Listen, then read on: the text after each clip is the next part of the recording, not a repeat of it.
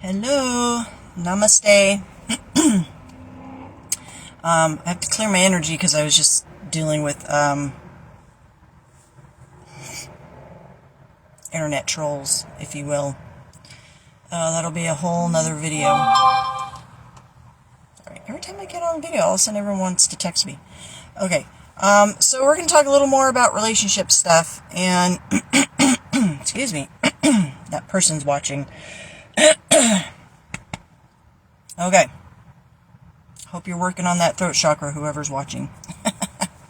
Anyways, I feel this is a really important one, and Spirit kind of gave me this download this morning, and I think this one's going to hit home for a lot of people because I think it's something that we've probably all dealt with, or many of us have dealt with.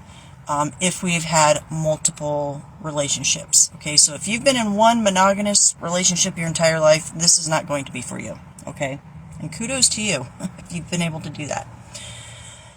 So, oftentimes, when we are moving from relationship to relationship, unless you are someone who is pretty far along on your healing journey, pretty far along on your awakening journey, and you're very self-aware and you're doing the work, unfortunately a lot of people aren't there yet, right? Or they're like in the baby phases of awakening. So they're moving relationship to relationship and they're bringing a lot of baggage with them. And a lot of that baggage is internal wounding, traumas, belief systems, beliefs about yourself, beliefs about the world, about people, things that are really kind of holding you back to becoming the best version of yourself, the most healthy version of yourself, but also can be detrimental with how you interact with your environment and the people around you, right? And within that is the X. It could be multiple, but usually when you're moving into a new connection and you're not completely healed from the past one, the most immediate past connection, it doesn't matter if it was a month ago or, 10 years ago. If you've not completely healed from that, you've brought that into your current connection. Okay? And I'm not saying this to point fingers at anybody because I have been guilty of doing the same. Okay? It's, I don't want to say natural because I don't want to make it sound like a good thing, but it's normal. If you're not self-aware and you're not doing the healing work, you're not even aware that you have these wounds and these traumas within you, then you're not going to be aware that you're bringing it into the connection unless someone calls you out on that, right? And so why is this important? Because a lot of the times what happens is you're holding on to things that happened within that past connection. You might still have a little obsession with that person. You might still have resentment towards that person. You might still have been having a hard time releasing the kind of fantasy you had built up in your mind about how that relationship would go, right? That's something I'm struggling with right now. So there's all these things that can be kind of underlying the surface there, and you get into this new connection, and without even realizing you're doing it, you're projecting all that energy onto that new person, okay? And so you're immediately kind of sabotaging that relationship right off the bat. Now, if you get into a relationship with another person who's just as wounded, is not really self-aware, they're probably not even going to be aware that that's what's going on. But now, along with their own traumas and whatnot that they have going on, now they're going to take what you're doing as a personal attack. And what ends up happening is a mess. It's just chaos because it ends up just building and building and building, and then it turns into major relationship issues, and you both are going to be blaming each other for different things, and neither of you are going to understand the root of where it's all coming from. And that person might be doing the same thing to you if they're not healed. So they might have brought in past relationship stuff and be projecting it onto you. Again, I understand. I've done it too. So why am I even bringing this up? Because you can sabotage a really beautiful relationship if you don't become self-aware of this. So I think a lot of divorces, we'll speak specifically to that, could be prevented if people would stop looking for love and stop trying to find partners and instead focused on their own inner world. Focus on healing. Focus on going within. And if you have past trauma, learn how to heal that. Past wounding, learn how to heal that. Work on your belief systems. Make sure that you're existing authentically in the world. Make sure that what you say you believe in is truly what you believe in. And if there's any kind of doubts or what's the word I'm looking for? Conflicts in your beliefs, right? I'm hearing the word cognitive dissonance. So, make sure you're reconciling that, because a lot of people will we've talked about this before, will function in the world through a belief system that isn't truly theirs. They've adopted it because they were born into it, or their culture, or whatever, but it doesn't sit right in their soul because they know on a soul level that's not their authentic truth. It's not what feels right for them, but they keep trying to live through that lens, and it creates problems externally for them in their life, in their relationships. So before you go into a relationship with someone, these are things you should be working on. Take the time to become self-aware. Take the time to, analyze, who you are, what you want in life, working on that healing, so that when you do go into a new connection, you're not bringing that into the connection and then, whoa, bro. Sorry. That's someone, yeah. I think everyone knows where I'm at. You can see the, boop, boop, boop. My little breakfast getaway. So that you're not bringing this into a connection and sabotaging it, okay? So I think that's pretty much it. I don't need to beat a dead horse. I think that's the point made.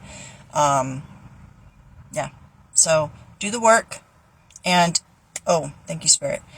If you are now hearing this and you're having the aha light bulb moment, and perhaps you've just exited a relationship or you're having issues in your relationship, well, now would be the time to communicate. Okay? Because that is a big problem in relationships, is a lack of honest, truthful, clear communication.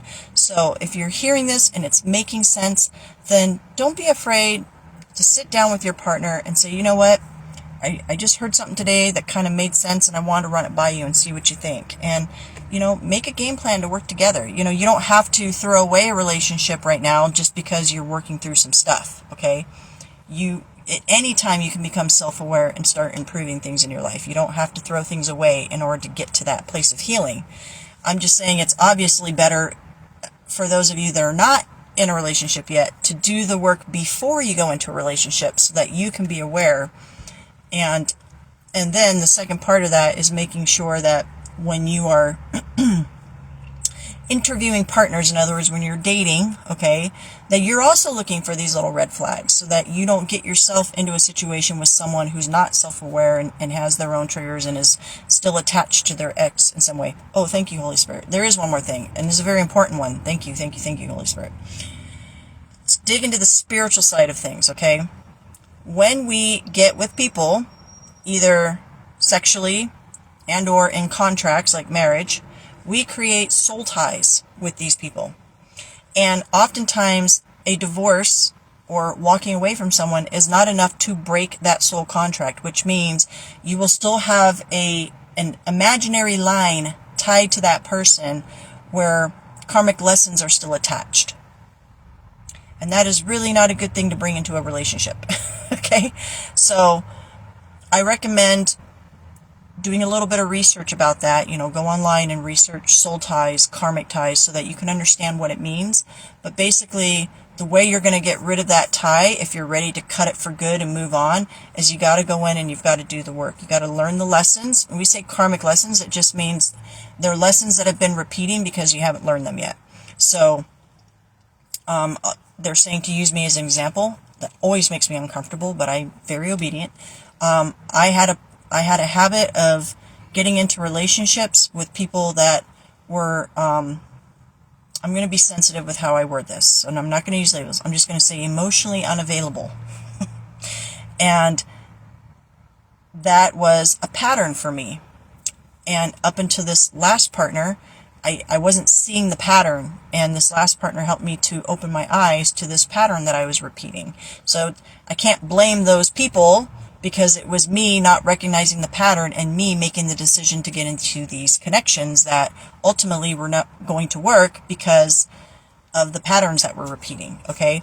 But that was becoming self-aware and saying, oh, this is where I'm repeating this pattern, and then doing the research and just learning more about these patterns and the types of attachment styles and things like that, so that you could learn what not to do going forward, if that makes sense. So yeah, that's one way to get rid of the soul tie. Another way is, if you're religious, you can pray about, once you feel that you've learned what you need to learn from that, you can pray for that soul tie to be cut, or for that contract to be ended, so that you can completely separate.